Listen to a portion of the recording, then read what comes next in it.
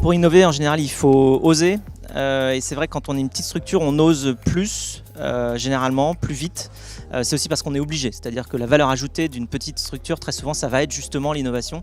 Alors que la valeur ajoutée d'une grande structure, ça va être plus la rentabilité d'un modèle déjà établi. Donc forcément, ça pousse moins à l'innovation, sauf si vraiment il y a une volonté de la part du groupe d'innover énormément. Ces deux sortes d'innovation sont complémentaires, c'est-à-dire qu'il y en a une dans les petites structures qui est à base d'agilité, de rapidité de test, et une autre innovation dans les grandes sociétés qui va parfois nécessiter plus d'investissement, plus de vision extrêmement long terme par rapport généralement à une activité existante, mais les deux formes d'innovation sont complémentaires. Moi, j'ai eu la chance donc de créer une start-up et d'avoir SNCF qui a investi beaucoup d'argent dans notre start-up.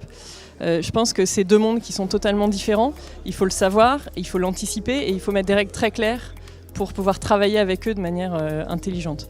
Donc la première règle pour nous, ça a été ok, vous investissez chez nous, mais on est une start-up, on reste une start-up et on a besoin de garder notre célérité et notre pouvoir, notre capacité à décider vite. Donc pour ça, on veut un board de décideurs. Donc on a eu un board de décideurs. On est capable en 1 heure de prendre une décision, ce qui est assez incroyable pour une grande entreprise.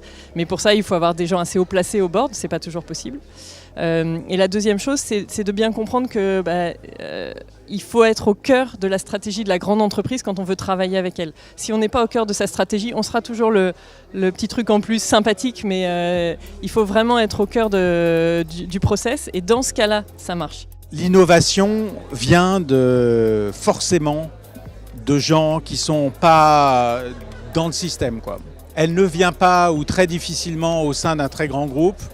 Parce que par définition, ce groupe, il est normatif, donc si vous voulez le faire, il faut sortir les gens du groupe et le faire, comme l'a pu le faire à une époque Sony avec la PlayStation, IBM avec l'IBM PC, etc. Mais ça ne peut pas naître au sein d'une grosse organisation.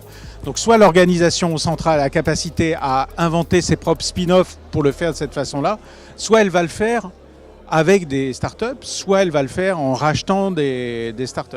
Très clairement, ce qui me vient à l'esprit immédiatement, c'est d'un côté la créativité, l'inventivité que l'on trouve souvent du côté des startups.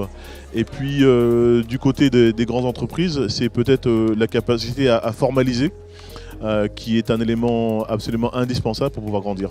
La bonne nouvelle, c'est que je crois que les profils qui sont recherchés dans ces deux types d'entreprises sont souvent relativement distincts. Moi, je m'en suis rendu compte, par exemple, au travers de ma dernière start-up, qui a été rachetée par un grand groupe. Les personnes qui étaient dans un esprit start-up ont très rapidement quitté la société. Et à l'inverse, on a toute une partie des collaborateurs qui étaient peut-être plus, je dirais, configurés pour travailler dans des grands groupes qui s'y retrouvent parfaitement. Donc la bonne nouvelle, c'est que souvent, ce sont des façons de voir les choses qui sont un peu différentes.